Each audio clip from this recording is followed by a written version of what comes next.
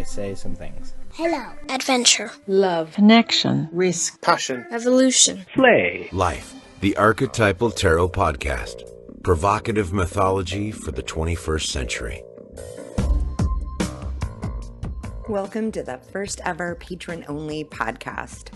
This episode in full will only be available to you, dear patron, as our way of saying thank you. We love having you on the team. Part 1 is Sundara and I discussing the solar eclipse and the symbolic deep shadows and bright light in the wake of this cosmic event, whose effects could be even getting stronger over time. We also discuss the Eight of Cups, the moon, and the sun.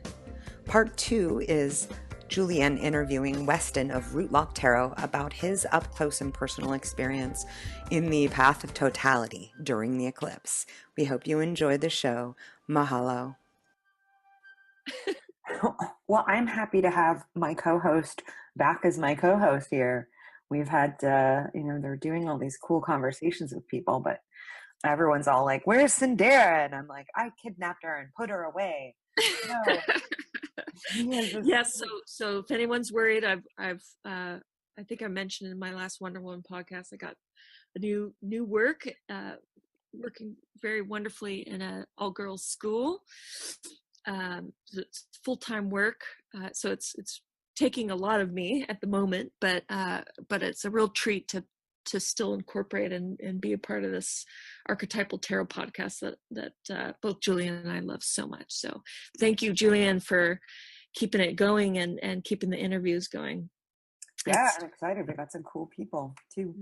It's just wonderful to see these wonderful patrons we have joining us. Can I just quadruple million times thank you to our patrons? You're amazing, and we're getting more and more each day. So if anybody's interested, and you should be, because you know what are the rewards? They're pretty cool. Again, we're doing all these giveaways. We're giving away books. We're giving away readings.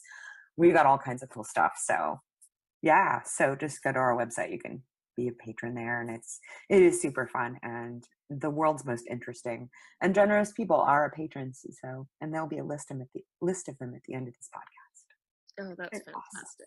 Thank you for the love. We can absolutely. Like love. We wouldn't be doing this crazy shtick anymore if it wasn't for our patrons and all of our listeners. So that's right. And one way that it feels that I'd love to participate is this new genre of writing speeches or treatises is something that's been fun for me. I get seized by these kind of passions or interests or obsessions that feel very related to our archetypes that we like to talk about. I would love to finish one out as soon as this school year beginning relinquishes me. But what's been on my mind and on, I know, your mind and some of our wonderful contributors' minds is the eclipse.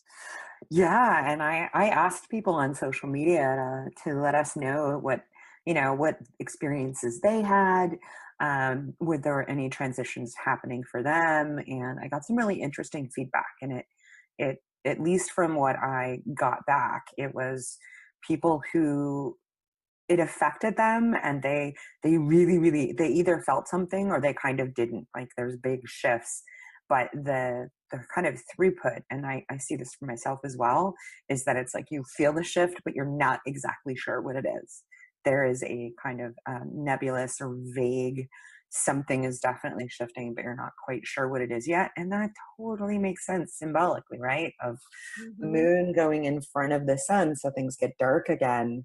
And then the light comes out, and, as that light, starts shining again, we're changed, but we're, it's the same as it was before, but it's different.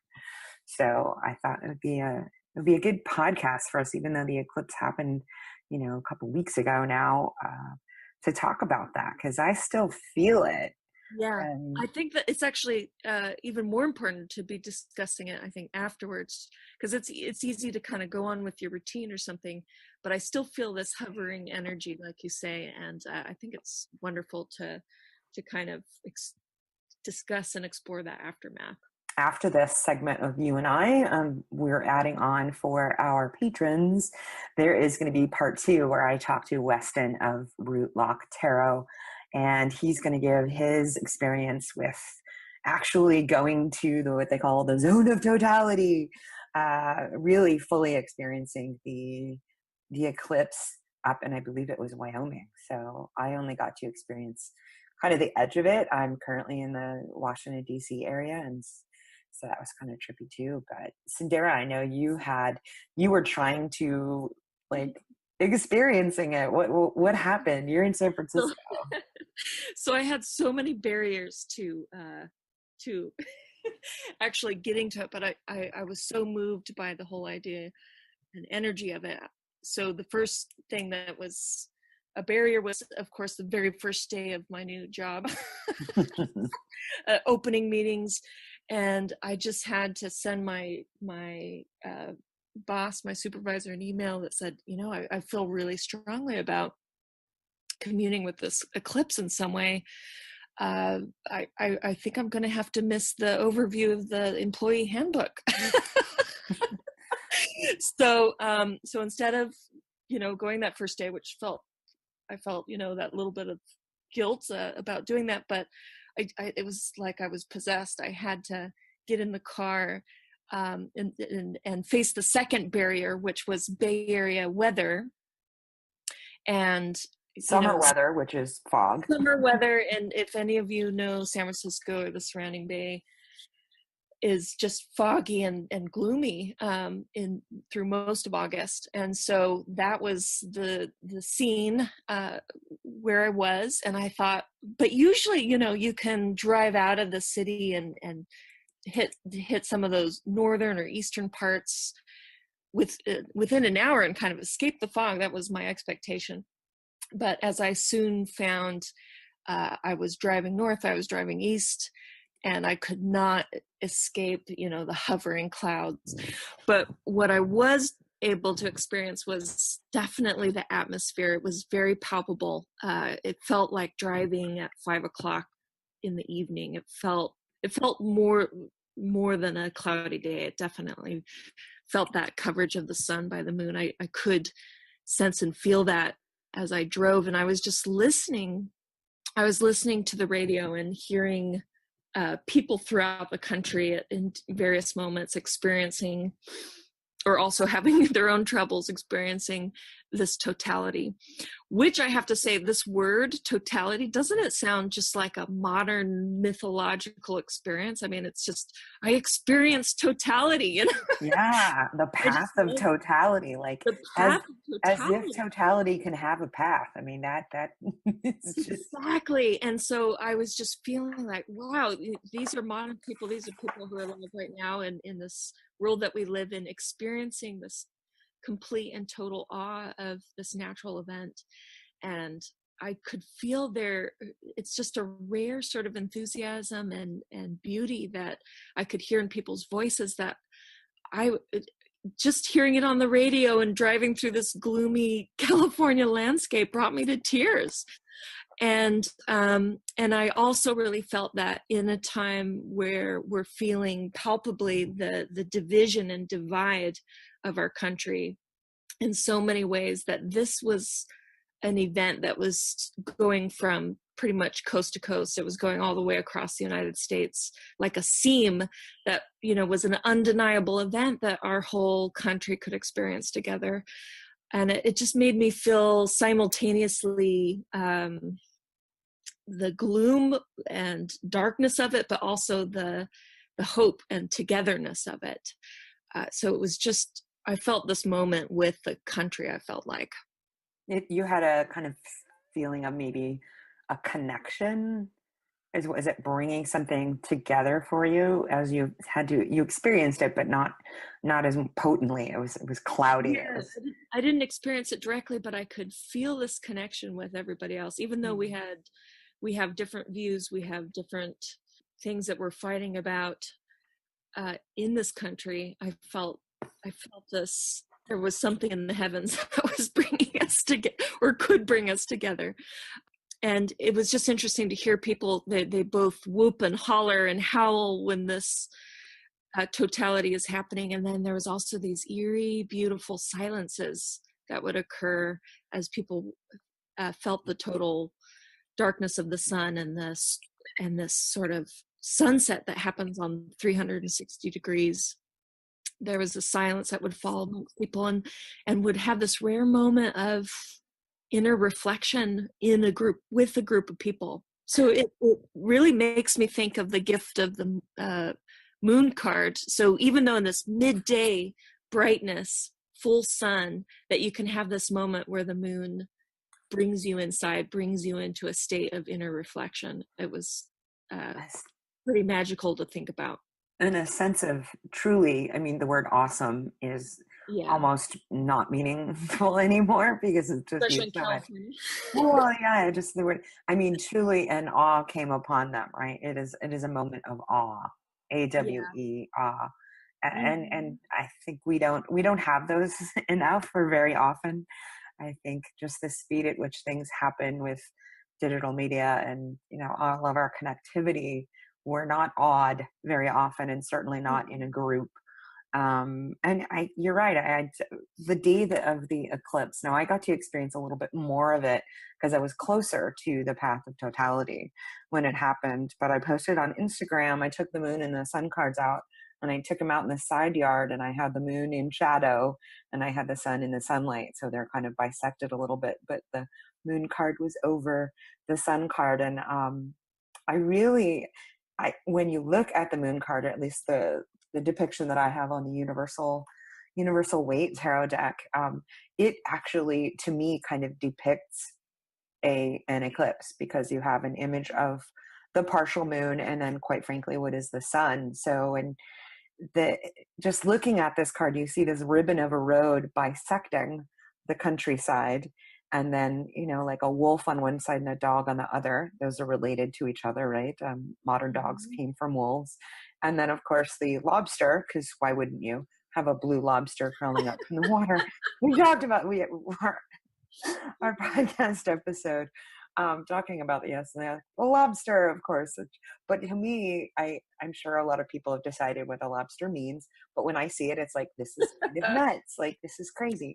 And the two towers on either side. I mean, a lot of this, to speak as an American here, that is kind of the picture of our country. You know, there's such a divide, but they're both kind of howling, right? They're both kind of howling at the moon/sun.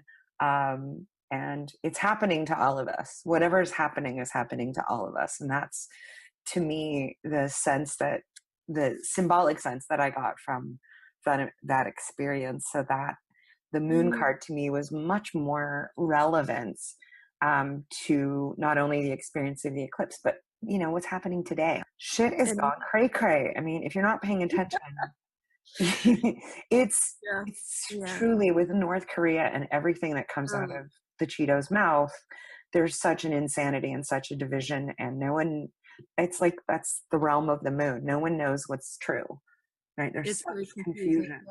And the wildlife literally was getting confused during the eclipse, right? Birds suddenly start chirping and moving around wildly like it's nighttime. And so that feels like a microcosm or reflection of what we're going through. Is like, what? Yeah, night is day and day is night. And this what we experience the most of, right? So I'm symbolically, we're looking at, you know, thinking of things in black and white, absolutist senses, but the experience of the eclipse was a whole lot of twilight with just a couple of minutes of, you know, nighttime during the day. And we had a couple, I heard on one person's account that there was a few special presences that also visited at that moment of totality.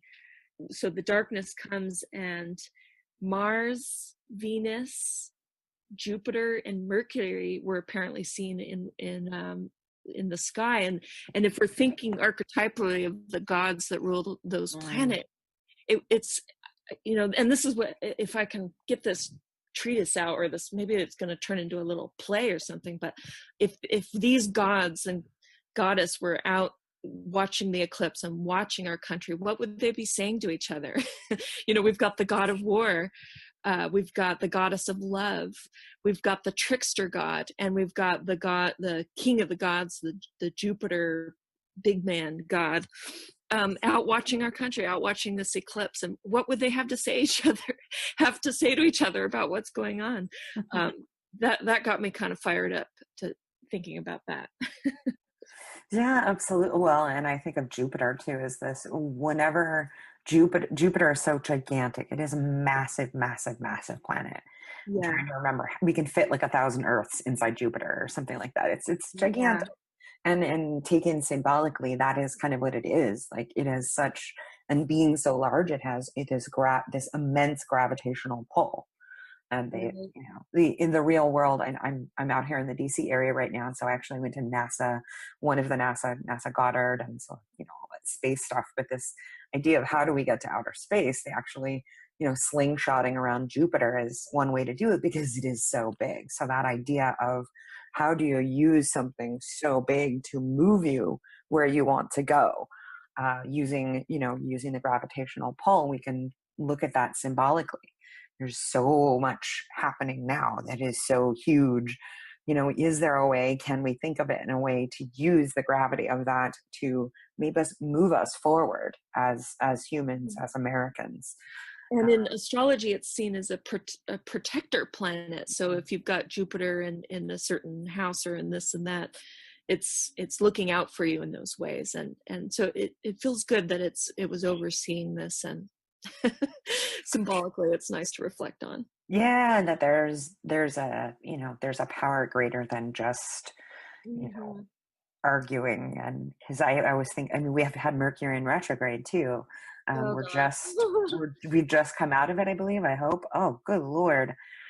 I often am not, or I wouldn't associate Mercury as in retrogrades as affecting me, but when they do, they really do.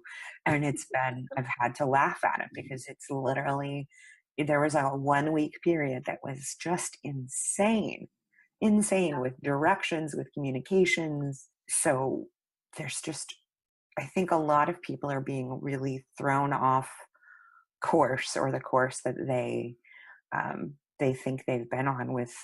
And the eclipse, and we can just look at it symbolically as a wake-up call or what have you.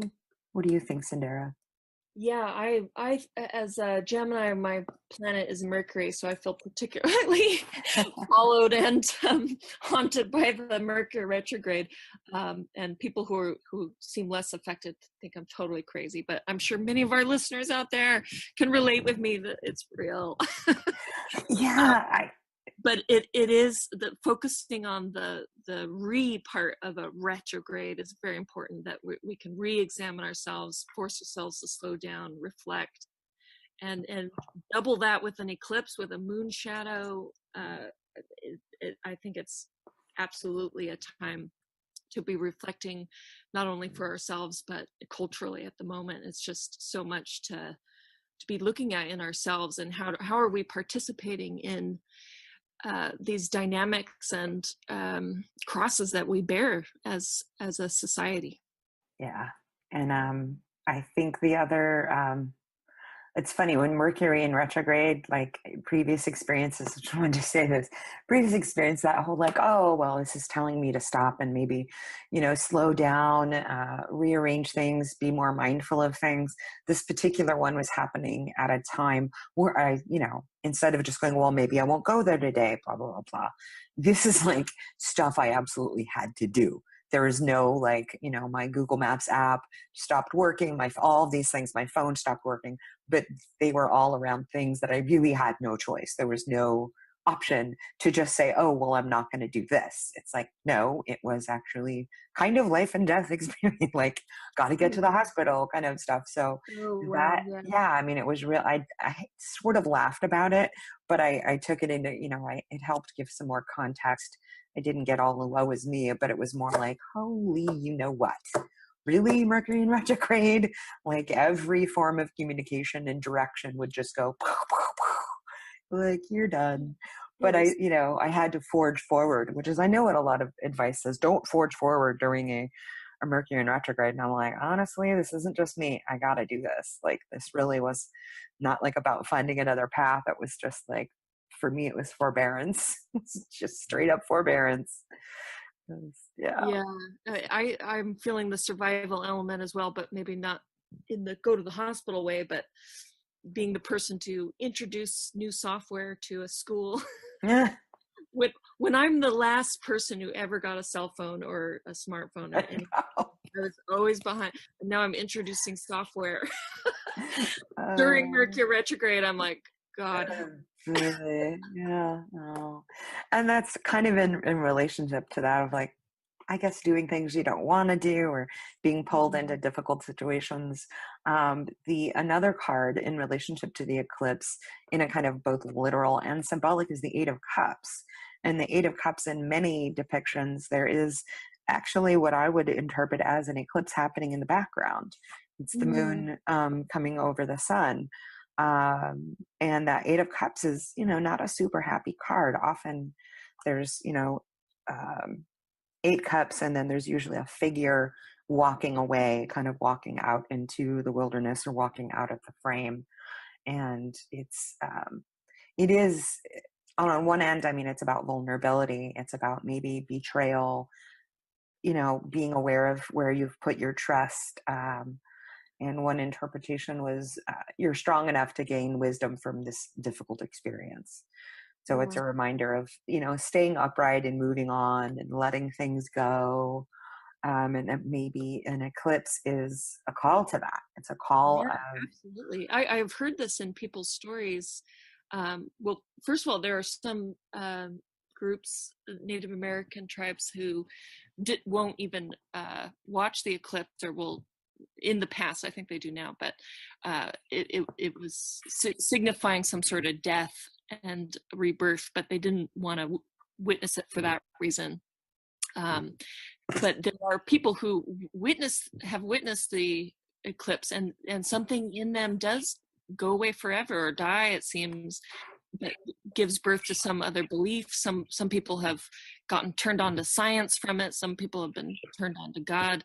So there was this kind of, when I was listening to the radio anyway, there was this theme of people crossing over into a new perspective or a new reality. And that's actually quite hopeful for the times, I think, in terms of when we feel like we're facing bigotry and people locked in certain perspectives that it seems that they'll never grow out of or shift, that the eclipse gives hope that major shifts can happen even in a moment, which feels amazing, and I'd love to see happen.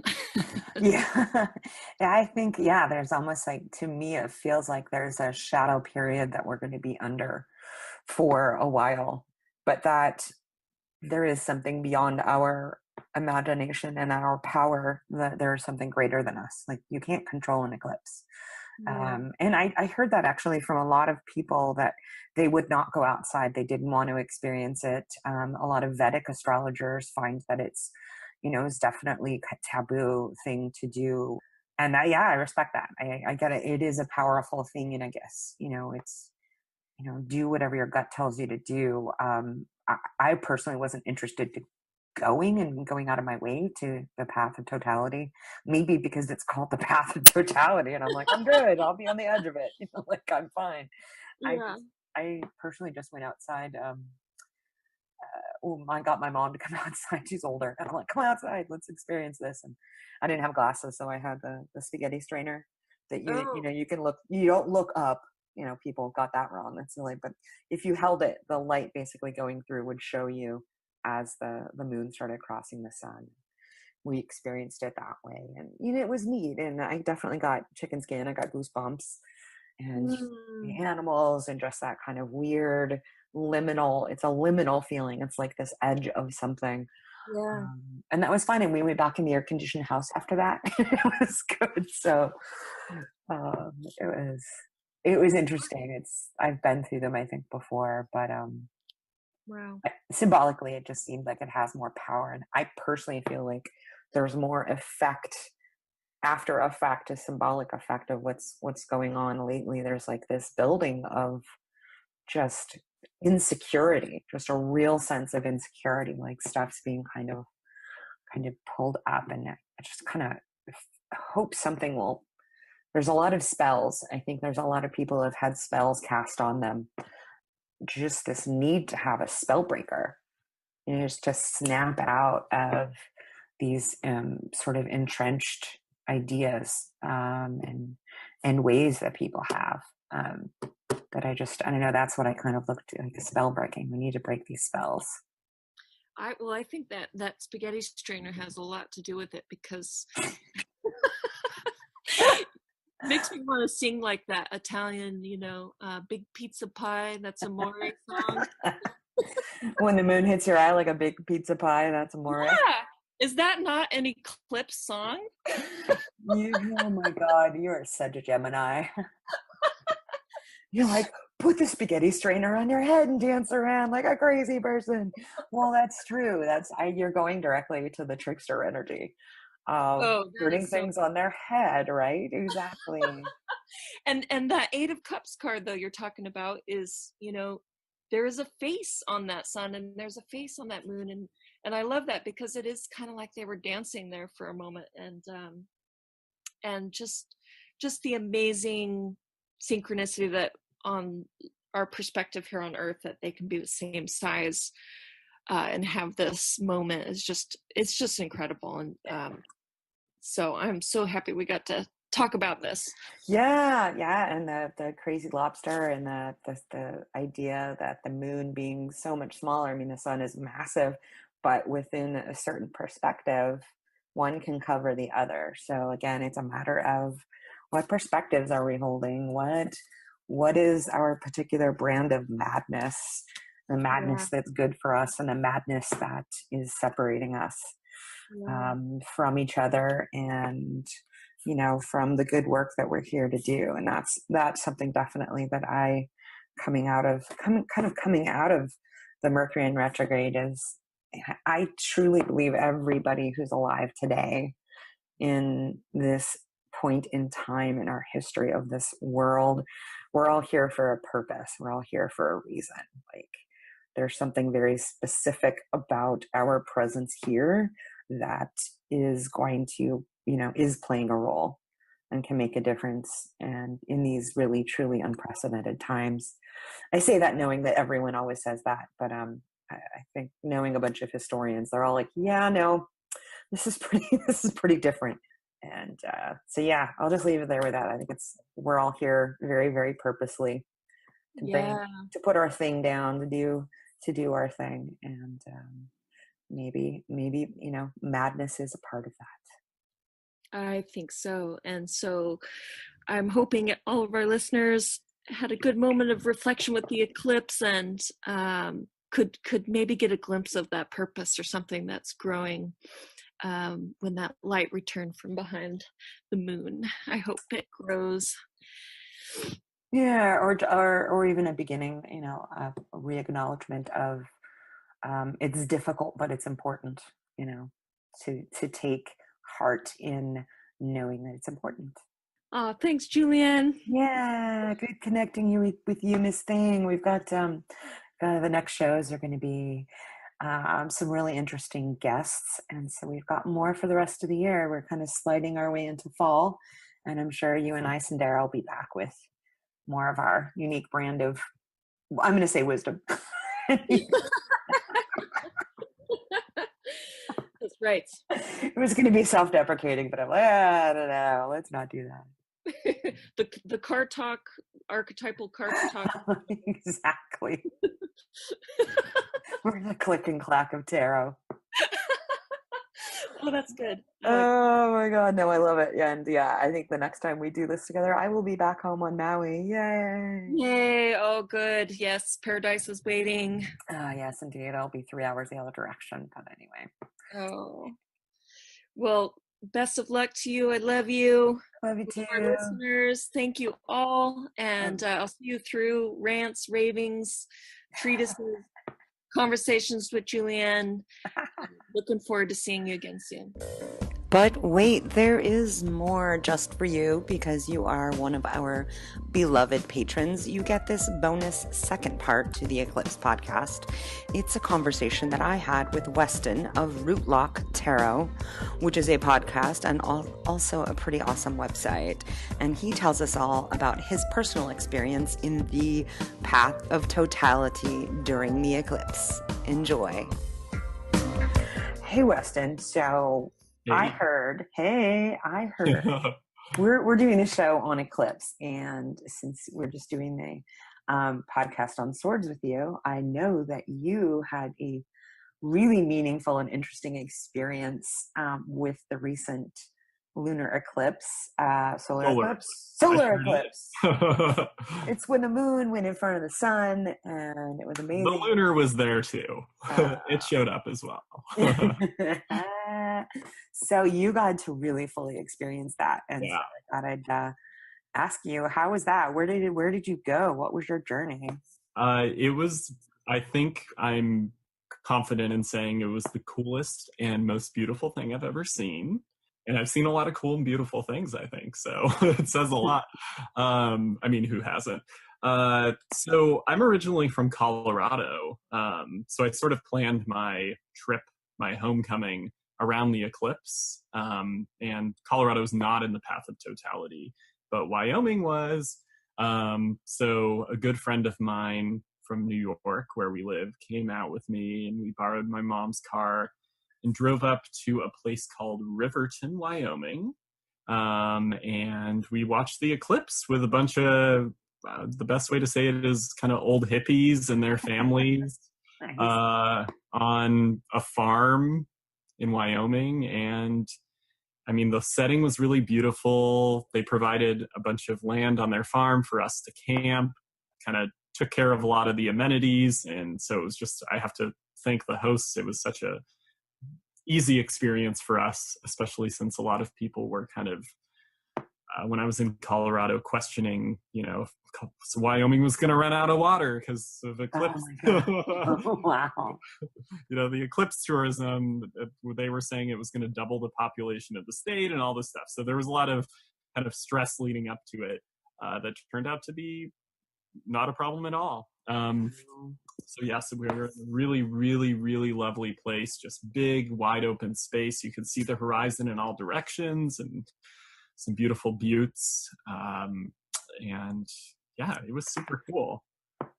And so you experienced what they call, you were in the path of totality, right? I was the path of totality. That's big, right? Whoa. I know, it sounds so ominous. And did you notice, so like symbolically it's super powerful, right? Where you basically have, it's the biggest form of the kind of unconscious coming in front of the conscious, right? The dark in front of the light. And we've asked on social media to get people's feedback about their experiences of it, literally and emotionally, sort of metaphorically, what was happening. And it's so far, it seems, if it had an effect, it had an effect. Like it was noticeable. And other people were like, yeah, kind of like symbolically they were in that with a penumbra or whatever, the outside sort of a little bit, but some people are really, really feeling it. So I'm interested to know like the physical experience of it. And did it have something more kind of affecting your psyche? Did you come back notably changed? Well, I'll start with the physical. It was a kind of an all-encompassing sensory experience. It started at about 10:19, I think, and it was amazing, the precision, right? So I was out in a field with like 100 other people, and we put on our solar eclipse glasses, and right at 10:19, you could see a little kind of bite, almost like almost you couldn't tell it was there, a little bite taken out of the corner of the sun. And then it was, I think, about an hour and 20 minutes or something before it reached totality. So just this very general change where the light was changing. It was, a light like you've never seen before. It was very kind of incandescent and pure white, and just not the light that you usually get from the sun, but it was also dimming very slowly. And with that, the temperature was dropping significantly. In Wyoming, in the summer, it's in the 90s during the day and the 50s at night. So there's a big temperature fluctuation there anyway, but it was pretty crazy for it to be happening at that time of day, right when it was starting to kind of reach peak day temperature. And then as totality approached, you could see sort of this dark area to the west on the horizon. It was almost as if there was like a thunderstorm developing over there, but there were no clouds. And it just slowly worked its way over us. And then that moment of totality, I was looking up at the eclipse with my glasses on, and suddenly you couldn't see anything. And I knew from my research that you could take your glasses off if you were in the path of totality.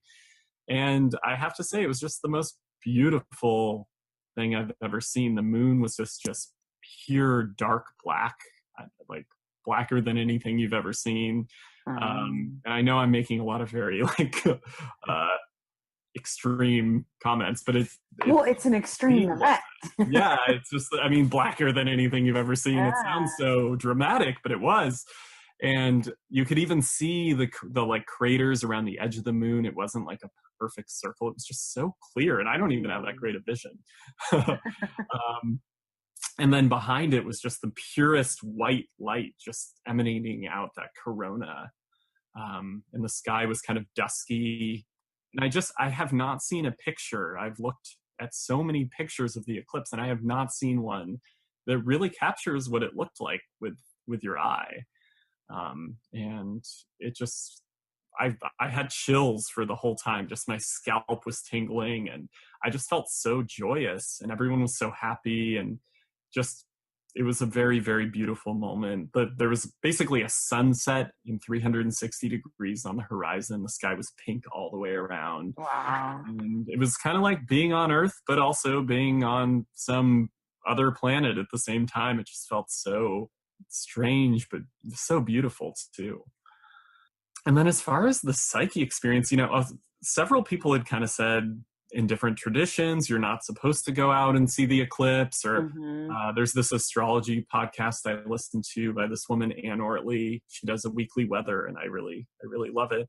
She was talking about how she would never go to the path of totality because she didn't want to absorb that energy. I don't know. I don't feel like it had a negative effect on my psyche in that way. I feel like it was both. The things that were going on in my life around that time were both messy and clarifying, which I think is kind of something that I would associate with eclipses astrologically. Yeah, I do feel like there was a shift in me, and it's a very interesting time for me to feel a shift because I'm just going back to school right now, entering a new graduate program. So there's a lot of shifting in my life anyway. But it felt like kind of this great moment that embodied that feeling for me. So it's funny, I didn't hear that a lot of people believe you shouldn't be out in the path of totality just to observe. I didn't hear that till afterwards, so I was on the edge of it. So I think we had like 80% or something like that where I was during the eclipse. But it's interesting to see that people are, because it's this symbols are very heavy. You and I will discuss on this podcast about swords, that idea of the life of the mind, the life of the body, and that I was barely outside, or I was outside looking through a spaghetti strainer. Yeah, I was super works. But really, just the idea that it's what an incredibly powerful experience that when you get cold and it's super hot. I'm in the Maryland, DC burbs area, and just the changes in the weather so quickly. It never really got dark, but it got dim. The bird sounds changed, the cricket sounds changed. Just this, everything that's happening right now, you have no control over. That is, this is a cyclical every 100 years, depending on where you live, this is going to happen. But just the sense of like, we are part of nature. We are not just these like minds walking around on meat sticks. We're actually part of this bigger thing, and that it will have an effect on us. And I got what we in Hawaii call chicken skin, goosebumps. Yeah. And just a real feeling of this is strange. It's beautiful. It never occurred to me to be kind of, oh, this is kind of bad energy. I've spent 2 months being really close to DC, so there's already plenty of bad energy. So I was like, whatever, we're bringing it on. But that's cool. I'm really glad you went and did that. I'm glad you. Yeah, me too.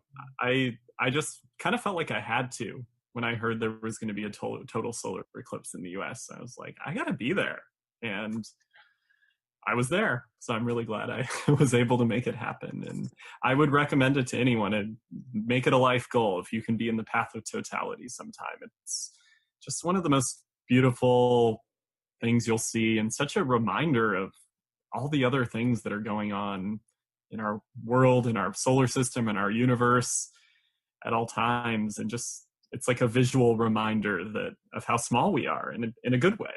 We're a part of everything. And also, I think that unifying moment, I was talking to a lot of my friends who were in New York for the eclipse, and it just sounded like such a great thing. People were sharing their glasses with each other on the street. Everyone was out on the street talking to strangers, which doesn't happen in New York a whole lot. Mm-hmm. And it sounded like a really cool unifying experience, and probably one that we need right about now in the U.S. with such divides. So who knows what the ongoing effects or consequences of that could be, but it's just such a neat thing. I love it, and I'm so glad I got to ask you about it and yeah, me too. Share it here on this little podcast of ours. So I've been shouting from the rooftops about the eclipse.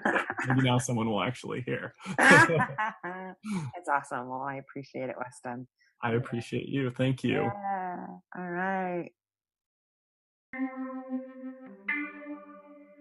You can find out more information on Weston and the Locke Radio Tarot podcast at his website, rootlocktarot.com.